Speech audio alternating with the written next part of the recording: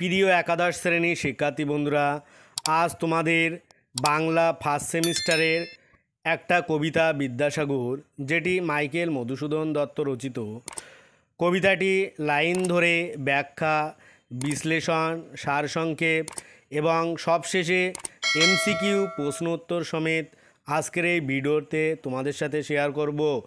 ভিডিওটি না টেনে তোমরা শেষ পর্যন্ত দেখতে থাকো। এই ভিডিওটি তোমরা যদি মনোযোগ সহকারে দেখো তাহলে কিন্তু তোমাদের আর এই থেকে অন্য কিছু পড়ার আর কোনো প্রয়োজন হবে না। প্রথমে আসব কবিতা আলোচনা। বিদ্যাসাগর মাইকেল মধুসূদন দত্ত।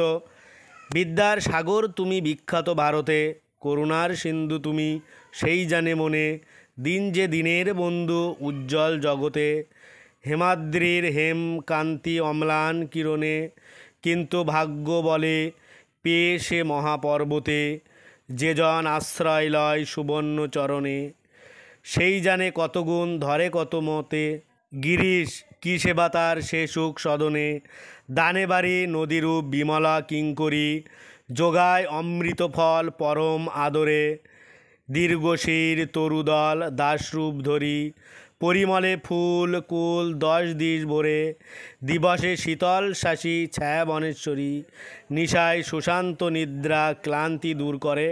এটা হচ্ছে গিয়ে তোমাদের মাইকেল মধুসূদন দত্তের বিদ্যাসাগর কবিতা।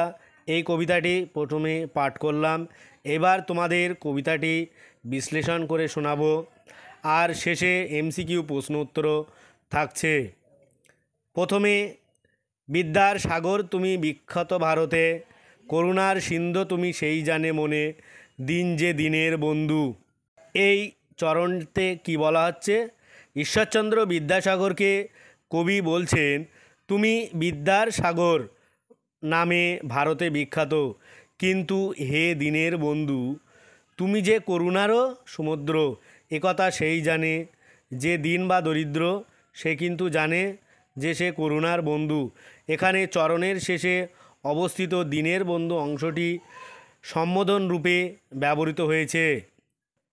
পরের চরণ, উজ্জ্বল জগতে হিমাদ্রির হেম কান্তি অম্লান কিরণে, কিন্তু ভাগ্য বলে পেয়ে সে মহাপর্বতে, যে জন আশ্রয় লয় সুবর্ণ চরণে, সেই জানে কত গুণ ধরে কত মতে, গিরিশ কি সেবা তার সে সুখ সদনে। এখানে পরবর্তী অংশে কি বলছে? অম্লান সূর্য কিরণে হিমালয় পর্বতের সোনার মতো রূপ, যে রূপ হেমকান্তি জগতে কিন্তু উজ্জ্বল, কিন্তু ভাগ্যগুণে যে ব্যক্তি সেই মহাপর্বতকে পায় এবং তার সোনার চরণে আশ্রয় নেয়, মানে সেই পর্বতে আশ্রয় নেয়, সেই জানে যে গিরিশ মানে গিরিশ্রেষ্ঠ কত গুণের অধিকারী, তার সেই গিরিহে কত সেবার আয়োজন।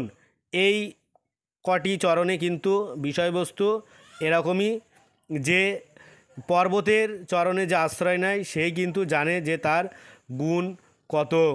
তারপরে চরণ, দানে বাড়ি নদীরূপ বিমলা কিঙ্করী, যোগায় অমৃত ফল পরম আদরে, দীর্ঘশির তরুদল দাসরূপ ধরি, পরিমলে ফুলকুল 10 দিশ ভরে, দিবসে শীতল শাসী ছায়া বনেশ্বরী, নিশায় সুশান্ত নিদ্রা ক্লান্তি দূর করে। এখানে এই 6টি বা শেষ 6টি পংক্তিতে কবি কী বলছে? যে হিমালয় পর্বতের গুণগান করছেন। আসলে হিমালয়ের গুণগানের মধ্য দিয়ে কবি এখানে কী বোঝাতে যাচ্ছে? বিদ্যাসাগরের গুণগান কিন্তু করছেন। তিনি বলছেন যে বিমলা অর্থাৎ যে পরিচ্ছন্ন নদী কিন্তু দাসী রূপে জল দেয়, দীর্ঘ গাছেরা কী করছে? দাস রূপে ছায়া দিচ্ছে। তারপরে অমৃতের মতো সুস্বাদু ফল দান করছে, ফুলেরা সুগন্ধে 10 দিক ভরিয়ে তুলছে, দিনের বেলায় আবার কী করছে? শীতল শাসী ছায়া দিচ্ছে, রাত্রিবেলা আবার শান্তি নিদ্রা ক্লান্তি দূর করে। এই হচ্ছে তোমাদের কবিতার কিন্তু বিষয়বস্তু।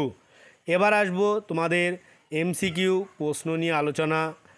1, ঈশ্বরচন্দ্র বিদ্যাসাগর কবিতাটি লিখেছেন কে? মাইকেল মধুসূদন দত্ত। 2, দয়ার সাগর হলেন ঈশ্বরচন্দ্র বিদ্যাসাগর। 3, বিদ্যার সাগর হলেন ঈশ্বরচন্দ্র বিদ্যাসাগর। 4, বিদ্যার সাগর তুমি বিখ্যাত উত্তর ভারতে। এখানে কিন্তু আমি কেবল প্রশ্নর সাথে উত্তরটাও দিয়ে দিচ্ছি, এমসিকিউ আকারে দিতে গেলে কিন্তু অনেকটা সময় লেগে যাবে, সেই জন্য পাশেই কেবল উত্তরটা লিখে দিয়েছি। 5 করুণার সিন্ধু হলেন কে? ঈশ্বরচন্দ্র বিদ্যাসাগর। 6 সিন্ধু শব্দের অর্থ হলো সমুদ্র। 7 দিন শব্দের অর্থ হলো দরিদ্র। 8 দিনের বন্ধু হলেন ঈশ্বরচন্দ্র বিদ্যাসাগর। ভিডিওটি ভালো লাগলে অবশ্যই লাইক, শেয়ার ও কমেন্ট করো। আর যারা চ্যানেলে নতুন তারা চ্যানেলটিকে সাবস্ক্রাইব করে রেখো, যাতে পরবর্তী ভিডিও সবার আগে পেতে পারো। আর যারা চ্যানেলটি সাবস্ক্রাইব করেছে তাদেরকে অনেক অনেক অভিনন্দন। তারপরে আসবো 9 দাগ। হিমাদ্রি শব্দের অর্থ সুবর্ণকান্তি পর্বত। 10 হেমকান্তি শব্দের অর্থ স্বর্ণপ্রভা। 11 অম্লান শব্দের অর্থ অমলিন। 12 কিন্তু ড্যাশ পেয়ে সে মহাপর্বতে ভাগ্য বলে। তারপরে আসবো 13 যে জন আশ্রয় লয়, উত্তর সুবর্ণচরণে। 14 গিরিশ শব্দের অর্থ মহাদেব। 15 সদনে শব্দের অর্থ নিকটে। 16 বাড়ি শব্দের অর্থ জল। 17 বিমলা বলতে কবিতায় বোঝানো হয়েছে পরিচ্ছন্ন। 18 কিঙ্করী শব্দের অর্থ হলো দাসী। 19 অমৃত ফল দান করে দীর্ঘ গাছেরা। 20 সুগন্ধে 10 দিক ভরিয়ে তোলে কারা? ফুলেরা। 21 শীতল শাসী ছায়া প্রদান করে গাছেরা। 22 রাত্রিকালে যেমন নিদ্রা দান করে সুশান্ত। 23 এই কবিতায় বন্দনা করা হয়েছে ঈশ্বরচন্দ্র বিদ্যাসাগরকে। 24 দিন যে ড্যাশ বন্ধু দিনের। 25 দীর্ঘশির তরুদল গ্রহণ করে দাসের রূপ। 26 ঈশ্বরচন্দ্র বিদ্যাসাগর কবিতার উৎস হল চতুর্দশপদী কবিতাবলী। 27 ঈশ্বরচন্দ্র বিদ্যাসাগর কবিতাটি মূল গ্রন্থে যত সংখ্যক কবিতা 86। 28 ঈশ্বরচন্দ্র বিদ্যাসাগর কবিতাটি যে ধরনের কবিতা? উত্তর সনেট। 29 সনেট বলা হয় সমদৈর্ঘ্যে 14 পংক্তির কবিতাকে। 30 সনেট বিভক্ত থাকে 8 ও 6 লাইনে। 31 সনেটের প্রথম 8 লাইনকে বলে অষ্টক। 32 সনেটের শেষ 6 লাইনকে বলে শতক। 33 সনেটের জনক বলা হয় পেত্রাককে। 34 বাংলা ভাষায় প্রথম সনেট রচনা করেছিলেন মাইকেল মধুসূদন দত্ত। 35 মধুসূদন দত্তের চতুর্দশপদী কবিতাবলী প্রকাশিত হয়েছিল 1866 খ্রিস্টাব্দে। 36 চতুর্দশপদী কবিতাবলী গ্রন্থে মোট কবিতা আছে কটি? উত্তর হবে 102টি। 37 যে ভাষাকে আশ্রয় করে মধুসূদন প্রথম কাব্য রচনা করেছিলেন ইংরাজি। 38 মাইকেল মধুসূদন দত্ত বাংলায় যে ছন্দের প্রবর্তন করেন অমিত্রাক্ষর। 39 চতুর্দশপদী কবিতাবলী কবি যেখানে বসে লিখেছিলেন? উত্তর ফ্রান্সে। পরের প্রশ্ন 40 ঈশ্বরচন্দ্র বিদ্যাসাগর কবিতাটি যে ছন্দে লিখিত অমিত্রাক্ষর।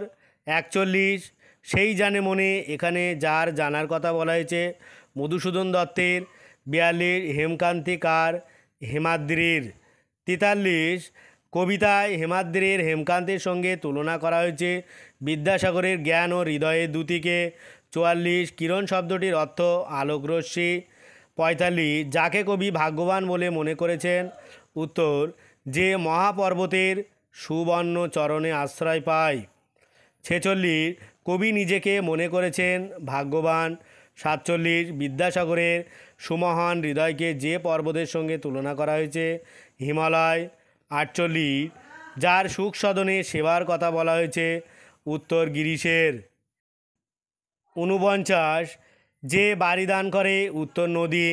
50 বিমলা কিঙ্করী বলতে বোঝানো হয়েছে বিদ্যাসাগরের নিঃশব্দ উপকারের মানসিকতা। এই হচ্ছে গিয়ে আজকে বিদ্যাসাগর কবিতার এমসিকিউ বিষয়বস্তু সমস্ত আলোচনা। আজ ভিডিওটি এই পর্যন্ত। পরের ভিডিও পেতে চ্যানেলটি অবশ্যই সাবস্ক্রাইব করো আর পাশে থাকা বেল আইকনটি ক্লিক করো। সকলেই ভালো থাকো, সুস্থ থাকো। ভিডিওটা শেষ পর্যন্ত দেখার জন্য সবাইকে অনেক অনেক অভিনন্দন।